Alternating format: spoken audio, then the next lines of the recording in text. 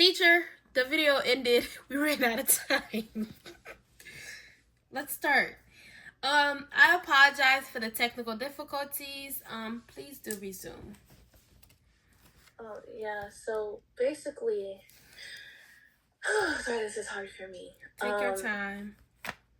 So basically, I was just saying, like, I just feel like whatever the trigger is that I have, whether it's seeing the bottle, whether it's my uncle being mad at me, whether it's the fear of abandonment, whether it's all of these things, it just snowballs and it all just becomes too much for me to take. And then I just resort to drinking. I just have to. Do you feel that there may be a connection between your drinking, anxiety, and your parents? Because it seems like as you speak, it all comes from a place of hurt, and it all kind of always circle back to a place of abandonment. And do you feel like it may be connected to your parents? I feel like we kind of talked about this last session a little bit. And you kind of asked me something similar, and I'm not sure if I kind of just 100% came out and said it, but, I think maybe it's true because, as I said, when the last time I saw my father and I really realized that was it, I really wasn't going to have that relationship with him, at least as a kid. That kind of broke me. And then I started drinking. So I think, and I was definitely hurt at that time. So I guess there is a connection. At what age did you start to consume alcohol? I want to say 18. So it was pretty much like 3 years after the last time I saw him. And I know it's a stretch, but due to the fact that you're 25 now and you were 18 when you started drinking, but do you at all remember any details of what was going on during that time, how you were feeling, in a sense of were you going through anything mentally that led you to drink, or was it just a party scenery? Could you give me any kind of details from the age of 18 and how you were mentally? What was your state of mind like, basically? So 18 was kind of like everything was crashing down. I was graduating high school. Right. I was trying to figure out what I was going to do with the rest of my life.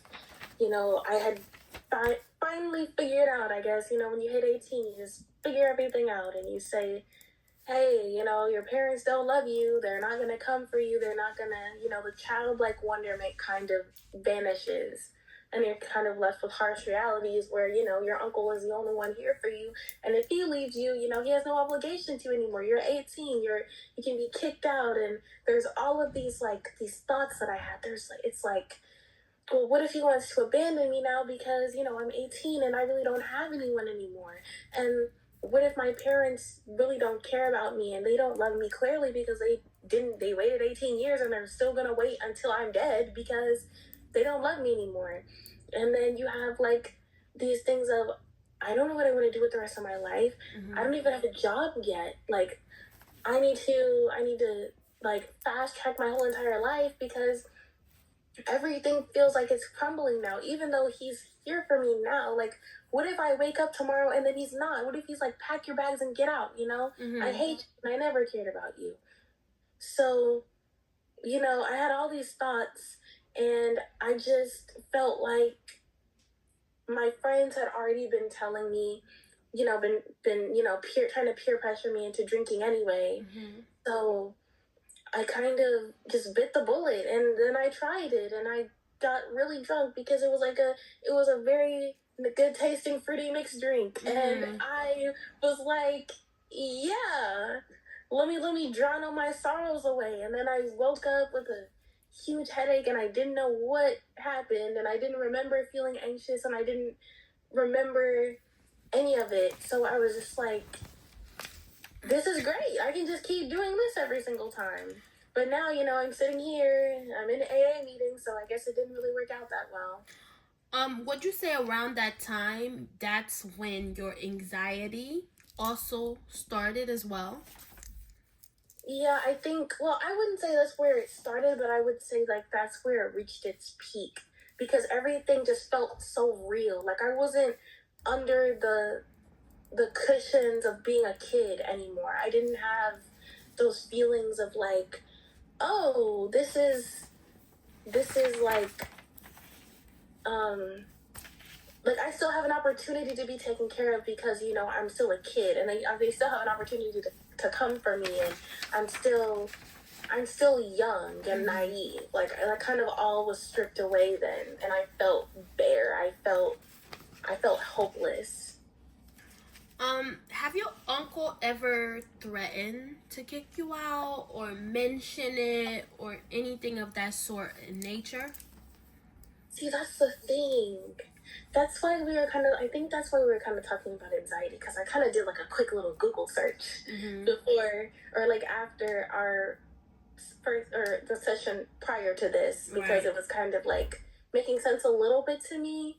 So a lot of I read that sometimes with anxiety it's like some irrational fears, and like I feel like I understand that my pain is connected to my parents in some way, but like my uncle has always only shown me love, but I still am really scared of him like leaving me or like being angry with me and not wanting to deal with me anymore. So I think that's what's called an irrational fear. Okay. Have there been anything new going on? Anything else that you would have liked to cover? Anything at all that's just going on in your daily life? How is work going? Let's see.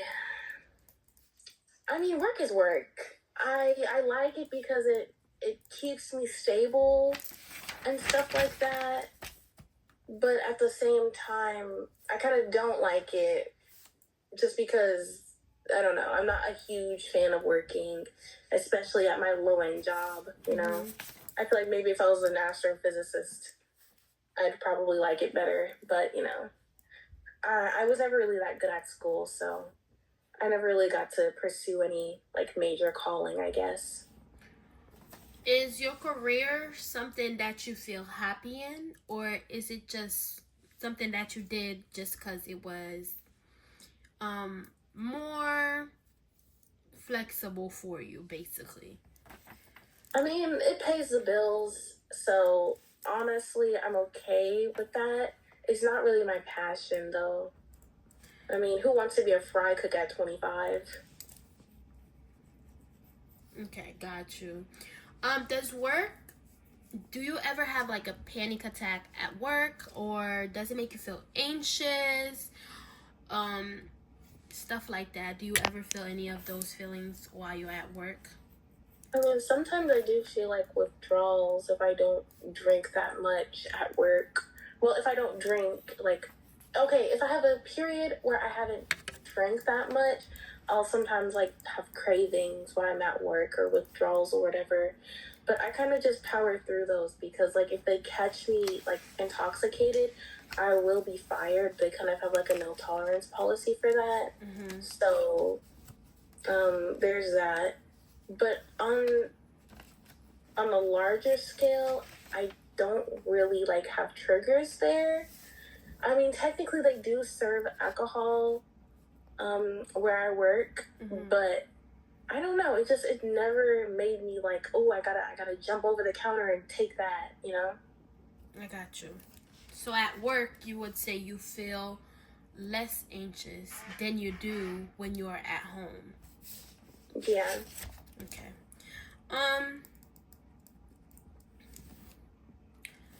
What is your relationships status like in a sense of friends, boyfriends, relationship with any other family members, in a sense of aunties and uncles?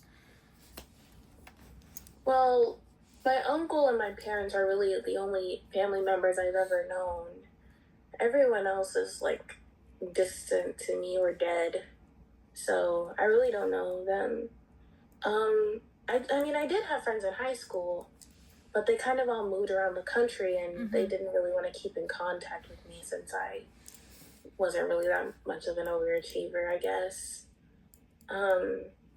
Which kind of hurt me a little bit because, you know, I'm still here and everyone else is moving on and leaving me behind. It's kind of a funny little pattern.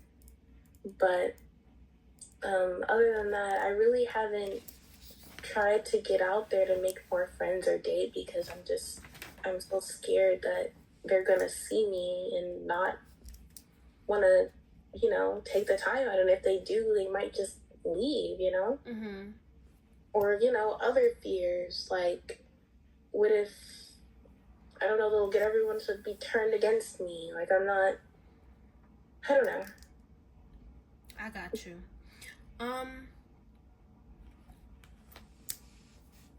What about the boyfriend department? Yeah, I don't really have a boyfriend. I only had a boyfriend in high school, and that kind of didn't end up well. Would you say going out and just stepping out of your comfort zone, meeting new people, would you say that is something that you would like to make a goal? Just in sense of, we all need a great support system. A great support system is very important to have, just because when you're going through something, you could always just fall back, if not on your family members, at least it's on your friend group, which can also be a great support and a great sense of support. So if that's something that you would like to make a goal, we can work on it little by little, baby step by baby steps, and you can just get out there and make friends, because there's somebody out there for everybody, okay? And you're part of that as well. I'm not very fond of like large social gatherings. I feel like I kind of get overwhelmed pretty easily, and like all these negative thoughts start kind of racing, you know? So basically, going out in a large social gathering, you would say, spike your anxiety. Yeah. Okay. But I mean, if it's like a relatively smaller group, I think I'll be okay.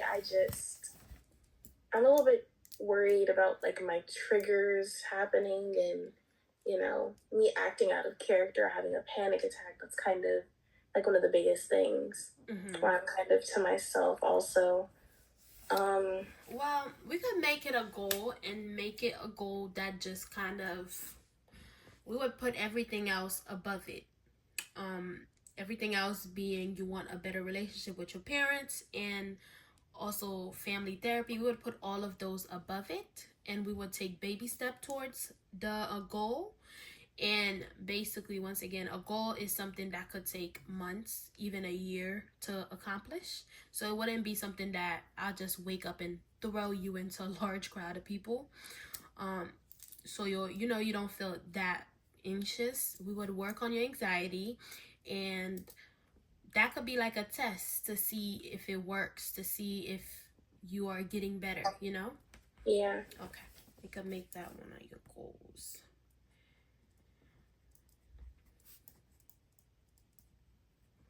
Okay, perfect. So our meeting is close to an end. We have about approximately 5 more minutes, and I would just like to take that 5 minutes to thank you for opening up and discussing all of for basically engaging and just having all of this discussion that we had today. I would like to ask you, when would you feel comfortable setting our next meeting? Would you like it to be in another 2 weeks time as well, same as last time? I think I want to be held a little bit more accountable, so maybe next week at the same time. Perfect. Would you like it to also be next week's Monday? Yes. Perfect. At what time are you available during that day? Because I know you say you got work. I'm not sure what time you are available. I would say the same time, so like 7:30 to 8. 7:30. Perfect. We'll make it, I'll put it on a schedule for Monday, 7:30 p.m., right? And I will send you the link, same as last time, through your email. And also for homework, I will mail you a notebook and a pen. And what I would like you to do is every time you feel anxious, I would like you to write down what you are feeling and the date and the time every single time. It's a very small notebook, so you could keep it in like your purse. It's probably about like this big. You could keep it in your bag, keep it in your purse, whatever you're carrying with you, so you can always have it on you. And just write down whatever you are feeling during that moment, the date and the time. Those are the only three things I want you to write on there. And also, if you are feeling any kind of negative thoughts, if you don't feel comfortable with writing down what the thoughts are exactly, you can just write down the date, the time, and also just put negative thoughts next to it, so we can know what day and what time we are addressing, and we could talk about it later. Or if you feel comfortable, you can also write down what you are feeling throughout that time. I will get that shipped out to you before Monday. I will try to get it to you before Monday, before our next meeting, so that we can have it for our next meeting and we can discuss how you have been feeling throughout the days we have not seen each other. Okay? It was very nice seeing you, Miss Baker. I hope that you continue fighting and continue being strong. I thank you for being here with me today and participating. Have a lovely evening. Yes, you too, Miss Lashad. All right. Bye-bye. Bye.